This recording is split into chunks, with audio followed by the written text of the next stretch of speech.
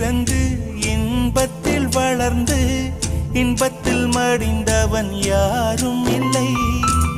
துன்பத்தில் பிறந்து துன்பத்தில் வளர்ந்து துன்பத்தில் முடிந்தவன் யாரும் இல்லை. இன்பம் பாதி துன்பமும் பாதி இரண்டும் வாழ்வின் அங்கம். நெருப்பில் வெந்து நீரினில் குளித்தால் நகையாய் மாறும் தங்கம். தோல்வியும் கொஞ்சம் வேண்டுமடி, வெற்றிக்கு அதுவே எணியடி.